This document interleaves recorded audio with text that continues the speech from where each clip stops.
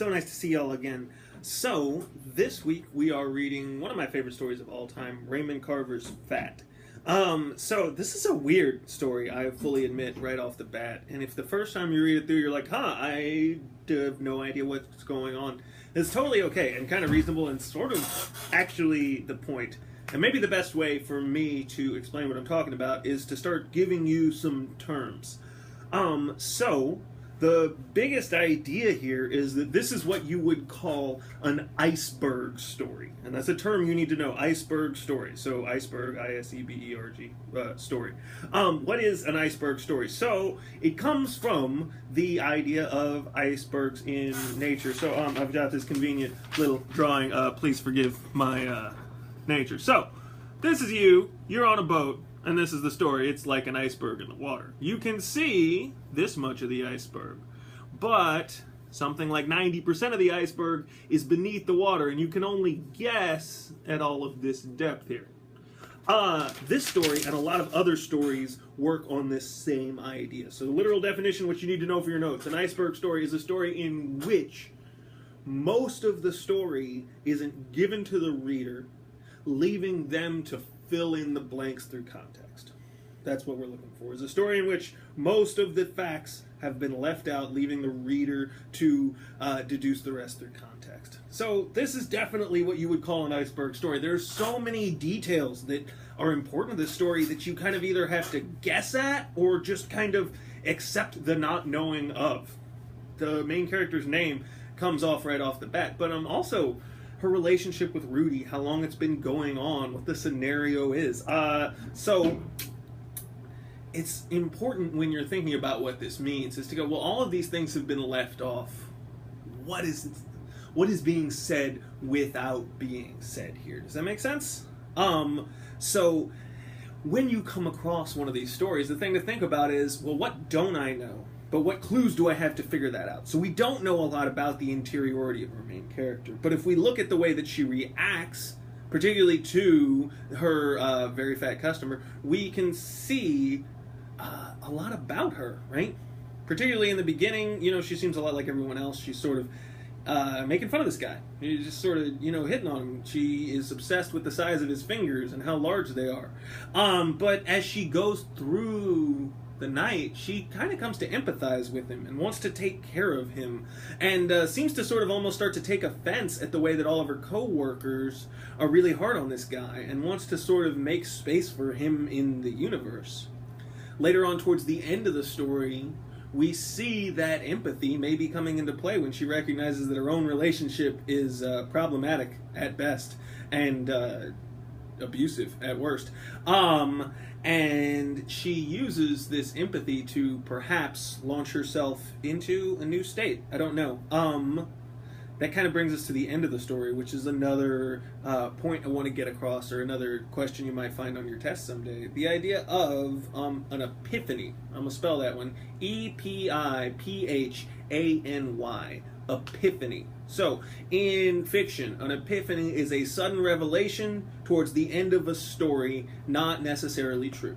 Again, a sudden revelation at the end of the story, not necessarily true. So here, we see in the very last line of the story, our main character says, things are going to change, or my life is going to change, I can feel it.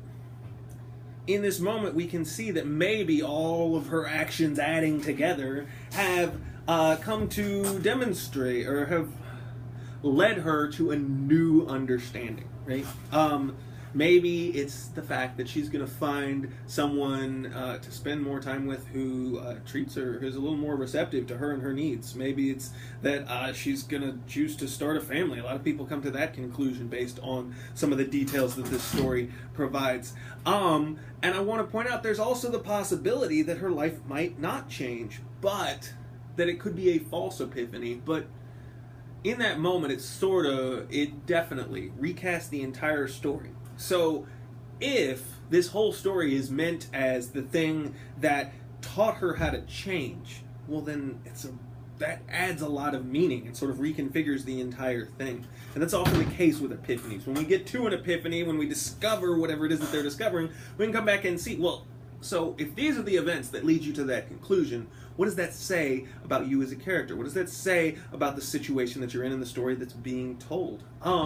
This one's pretty open-ended, as all iceberg stories are by nature. You're always guessing at what's beneath the surface. You can never know. And so, I don't want to tell you what this story means, because it feels like a mistake in a lot of ways.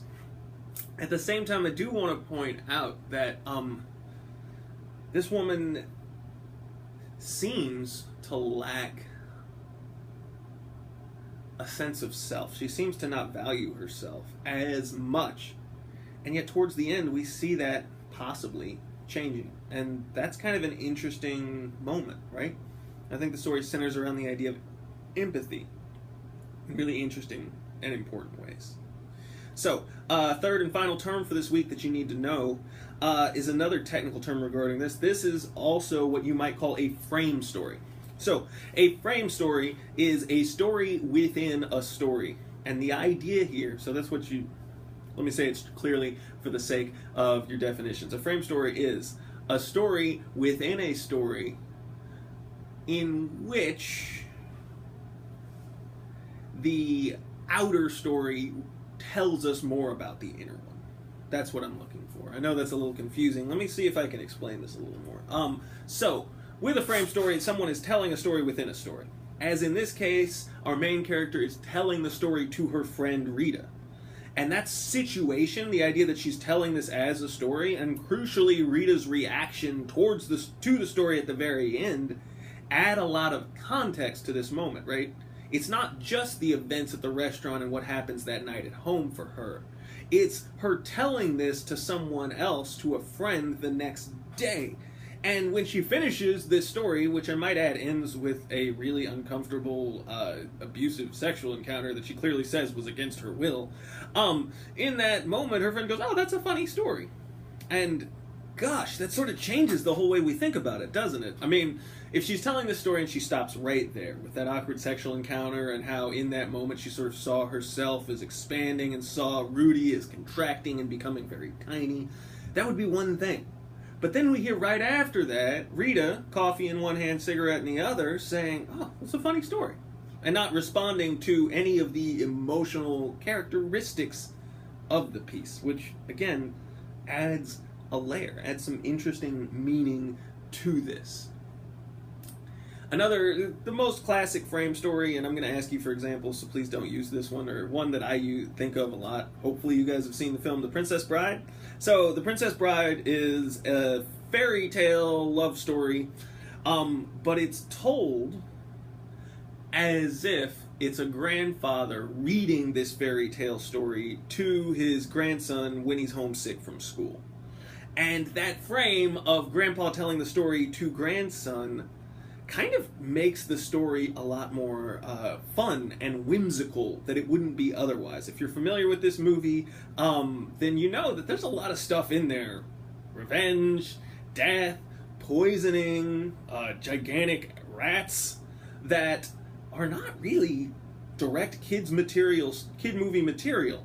But in this context of it's just a story, we can sort of relax both our worry about the seriousness of these situations and also our concerns over the predictability of this plot and sort of enjoy it more for what it is, which is a fun, simple, lighthearted story with a lot of jokes in it. So, just as in that case, the frame sort of reconfigures the story. Every time you have a frame story, that outside perspective adds something to it. So, those are our three terms for this week. Again, epiphany, iceberg theory, and frame story. Those are the three things we are looking for this week in your terms. The other thing that I want to talk to you about this week are two upcoming assignment sheets that I've posted that you can see on Moodle now. So, one is for your research essay. Your research essay is a long-term project that is due at the end of the semester. And what I want you to do is to write a 6-page paper using a minimum of 2 scholarly sources about any work of literature. So I've got an entire assignment sheet someplace. It always is not in front of me when I want it to be. That is posted on Moodle. I'm not going to go through it all step by step at this particular moment, because at this point you guys are pros. You have already written one paper for me, you have a fairly good idea of what I was looking for, and you have a really strong idea of the process, I would hope. So that's what we're looking for moving forward. It's going to be very similar in terms of I've got the whole thing spelled out for you step by step, and each week you're going to have a little bit of work to do. So this week, your first assignment is to tell me what you'd like to work on. I will tell you this, it's in the sheet, but it's worth emphasizing. When choosing paper topics, a lot of people will pick based on what they think will be easy to write about. And what I guess they mean by that is that it's either something simple to understand or something that's really short.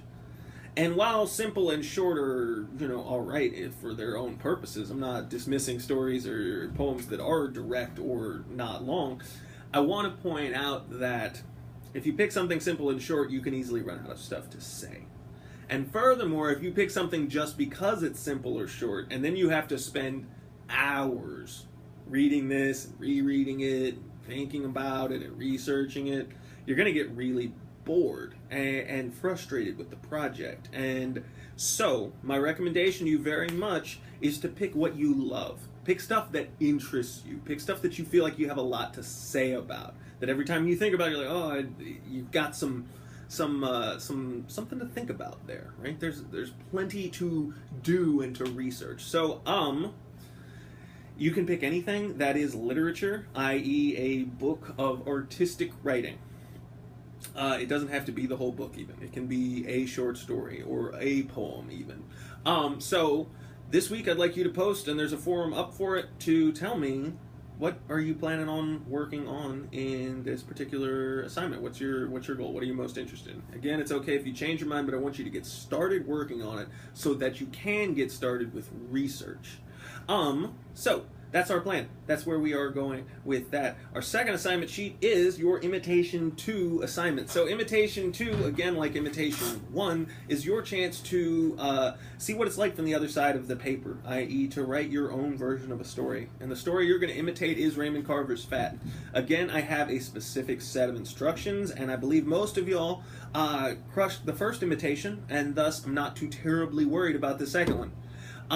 So please read those assignment sheets and be aware of those dates. You have about 2 weeks from today to write that imitation. It should not be that big of a deal. I don't expect it would take you more than a couple of hours total. But there it is. Again, if you have questions, please let me know. Don't stay in the dark. Don't stay confused. That's not the idea. All right. Thank you so very much for your time and attention. If anything comes up, do let me know. I should let you know, though, for those of you who are distant from the Natchitoches campus, next week is spring break. So that means you can take an entire extra week to work on this week's assignments. Not a problem. Use that time however you see fit.